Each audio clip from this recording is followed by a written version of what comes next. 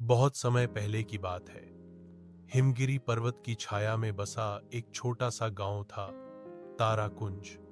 यहाँ के लोग सीधे सादे थे, लेकिन हर किसी की आंखों में एक सपना था, आकाश तक पहुंचना। मगर इस गांव में एक बच्चा था जो बाकी सबसे अलग था। उसका नाम था आरव। आरव बचपन से ही खामोश मगर भीतर से तूफानी था।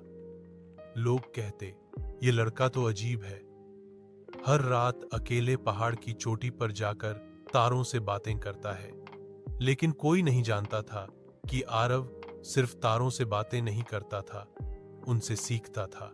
एक रात जब पूर्णिमा थी, आकाश से एक नीली रेखा चमकी और एक जादुई पंख आरव के हाथ में आ गिरा। उस पंख ने उससे कहा, तू चुना गया है आरव।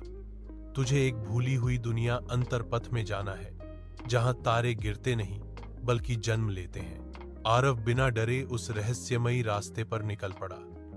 रास्ते में उसे मिले बोलते पत्थर, समय को रोकने वाली घड़ी और एक नेत्रहीन रक्षक जिसने कहा, सच्चा प्रकाश वही है जो अंधेरे में पैदा होता है।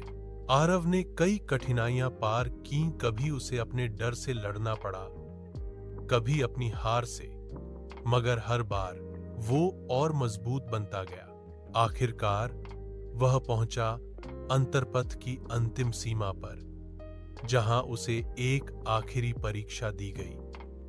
क्या तू अपना सबसे गहरा डर छोड़ सकता है? आरव ने अपनी आत्मा के भीतर झांका। वहां था उसका डर, असफलता। उसने उस डर को गले लगाया और उसी क्षण वह डर एक रोशनी में बदल गया। तभी आकाश फट पड़ा और आरव के चारों ओर तारे नाचने लगे। उसकी आंखों में आंसू थे, खुशी के। अंतरपथ का द्वार खुल चुका था। अब वह सिर्फ एक लड़का नहीं था, वह बन चुका था तारों का संरक्षक। वह गांव लौटा, लेकिन अब लोग उसे सिर्फ आरव नहीं, आकाश का बेटा कहते थे। कहानी से सीख, हर किसी के भीतर एक रहस्य छुपा होता है। अगर तुम अपने डर से लड़ने की हिम्मत रखो, तो जादू भी तुम्हारा रास्ता बना लेता है।